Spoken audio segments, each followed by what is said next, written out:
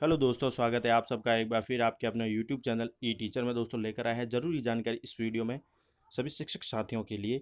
तो आज की बड़ी खबर ये है कि शिक्षकों को ड्यूटी में राहत दी गई है। मुख्यालय छोड़कर रेड जोन में रह रहे शिक्षकों को ड्यूटी नहीं लगेगी। शिक्षा मंत्री द्वारा इस संबंध में आदेश जारी किए गए हैं।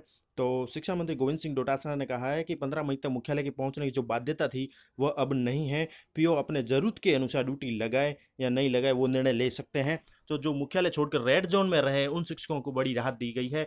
मुख्यालय में छोड़कर रेड जोन में रह रहे शिक्षकों की कोरोना की ड्यूटी नहीं लगाई जाएगी। उन्हें अपने पीओ को फोन कर सबूत के तौर पर लाइव लोकेशन भेजनी होगी। इस संबंध में माध्यमिक शिक्षा निदेशालय ने शनिवार रात आदेश जारी कर दिए हैं। हालांकि आदेश में कहा गया है कि रेड जोन के कार्मिकों को छोड़कर जो है लॉकडाउन अवधि में मुख्यालय से बाहर रहे कार्मिकों को प्राथमिकता से ड्यूटी पर लगाया जाए। शिक्षा मंत्री गोविंद सिंह डोटासरा ने बताया कि यह तय किया गया है कि शिथिलन प्राप्त श्रेणियों को छोड़कर लॉकडाउन अवधि में मुख्यालय से बाहर रहे शिक्षकों व कार्मिकों को आवश्यकता पड़ने पर ही ड्यूटी पर लगाया जाएगा। विशेष श्रेणियों में शिक्षकों को ड्यूटी से शिथिलता प्रदान करने के लिए भी निर्देश दिए गए हैं। इसके अंतर्गत वर्तमान में आवागमन हेतु निश्चित क्षेत्रों व रेड जोन में रह रहे कार्मिकों के मुख्यालय पर उपस्थिति के संबंध में निर्देशित क्षेत्रों के आवागमन हेतु अनुमति या शिथिलता प्राप्त करने तक छूट प्रदान की जाएगी। इसके अलावा जो निःशक्त है, असाध्य रोग से ग्रसित है, कार्मिक, विधवा, परित्यक्ता, एकल महिला, 2 वर्ष से कम आयु के संतान वाली महिला कार्मिक, 2 वर्ष से कम सेवानिवृत्ति अवधि वाले कार्मिकों को भी ड्यूटी से शिथिलता प्रदान की जाएगी, ऐसा कहा गया है आदेश में। चलिए आपको अगली खबर दिखाते हैं। वो दोस्तों बेरोजगारों से संबंधित है। वो ये है, द्वितीय श्रेणी शिक्षक भर्ती को लेकर शिक्षा मंत्री ने आरपीएससी को लिखा है पत्र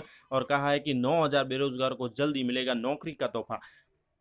तो जिस प्रकार भर्ती हुई थी सेकंड ग्रेड, जिसमें संस्कृत है, हिंदी, अंग्रेजी विषय के अलग अलग पद दिए गए थे, ये पद जो है इनके पेज को सुलझाने में लगा हुआ है शिक्षा विभाग और जल्द ही इनको नियुक्ति को लेकर कहा जा रहा है। तो प्रदेश के 9,000 बेरोजगारों को जल्द ही नौकरी मिल सकती है। द्वितीय श्रेणी शिक्षक भर्ती की राह में आ रहे पेज सुलझाने के लिए शिक्षा मंत्री ने आरपीएससी व अधिवक्ता को पत्र लिखा है, जिसमें शिक्षा विभाग के पास राजस्थान लोक सेवा आयोग से चयनित अभ्यर्थियों के दस्तावेज आते ही जांच प्रक्रिया शुरू हो जाएगी। इसके बाद चयनित अभ्यर्थियों को मंडल आवंटित किए जाएंगे। इस पूरी कवायद को देखते हुए माना जा रहा है कि यदि न्यायालय से भर्ती को हरी झंडी मिल जाती है तो अस्थायी तौर पर मंडल आवंटित होंगे और जल्द देंगे नियुक्ति प्रक्रिया। द्वितीय श्रेणी शिक्षक पदों पर जल्द नियुक्ति करने में जुटा हुआ शिक्षा विभाग पूरी तैयारी कर रहा है, जिसमें पूर्व सैनिकों पर शीघ्र सुनवाई। पूर्व सैनिकों के पदों का मामला न्यायालय में विचाराधीन है। शिक्षा मंत्री ने महाधिवक्ता को पत्र लिखकर जल्द सुनवाई की आस के लिए कहा है। इसके साथ ही शिक्षा मंत्री ने लोक सेवा आयोग को पत्र भेजा है और अगले सप्ताह तक चयनित अभ्यर्थियों को विस्तृत आवेदन फॉर्म मिलने की संभावना है।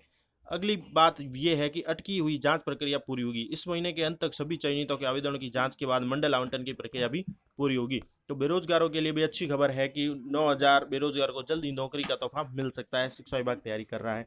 इसके साथ ही दिखाते हैं अगली खबर। वो है शिक्षकों की ड्यूटी में जो राहत दी गई है विभिन्न श्रेणियों को देखते हुए लॉकडाउन के कारण बाहर गए कार्मिकों को 15 मई तक मुख्यालय पहुंचने में आदेश दिया गया है और शिक्षा विभाग ने इसमें शिथिलता भी प्रदान कर दी है, जिसमें कई तरह के दिव्यांग है, असाध्य रोग है, कार्मिक, महिला, विधवा है, परित्यक्ता है, एकल महिला, 2 वर्ष से कम आयु की संतान वाले कार्मिक है, 2 वर्ष से कम सेवानिवृत्त अवधि वाले कार्मिक ड्यूटी में शिथिलता दी गई है। इसके अलावा रमजान माह के दौरान रोजेदार कार्मिकों भी अन्य कार्मिकों का विकल्प उपस्थित होने की स्थिति में मुक्त रखा जाएगा। इस तरह के कई तरह के आदेश जारी किए गए हैं, जिसमें शिक्षकों को ड्यूटी से राहत दी गई है।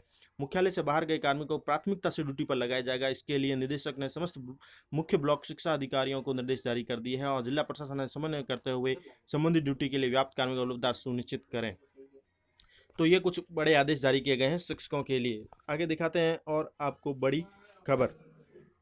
तो कनिष्ठ सहायकों के पदस्थापना फिलहाल रोक लग गई है। क्या कारण है वो बताते हैं कि पिछले कई दिनों से आरोप लग रहे थे कि अभ्यर्थियों को जिला आवंटन में गड़बड़ियां हुई है और कई जिलों में आवंटित पदों से अधिक अभ्यर्थियों को जो है अभ्यर्थियों को आवंटित कर दिया है। कई विभागों को जरूरतमंद से ज़्यादा पद दिए गए हैं तो कई विभागों का प्रस्ताव जरूरत से कम मिले हैं, जबकि नियुक्ति विज्ञापन जारी करते समय इन विभागों की सूची आवश्यकता के अनुसार तैयार की गई थी।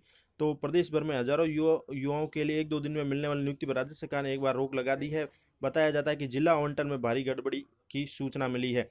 अब दोबारा ये प्रक्रिया की जाएगी, जिससे क्या है कि सभी जो विभाग है वही जिला आवंटन करेंगे। तो ये भी एक प्रकार से बेरोजगारों के लिए खबर है। और जानकारी के अनुसार प्रशासनिक सुधार विभाग के शासन सचिव ने अरुण प्रकाश शर्मा इस संबंध आदेश जारी किया है, जिसमें कहा गया है कि नियुक्ति अधिकारियों ने आवंटित कनिष्ठ सहायकों की नियुक्ति आदेश इस विभाग के अग्रिम आदेश प्राप्त होने तक जारी नहीं करेंगे। आगे दिखाते हैं अगली खबर दोस्तों। वो है 10वीं-12वीं बोर्ड की परीक्षा को लेकर निर्णय करेंगे मुख्यमंत्री।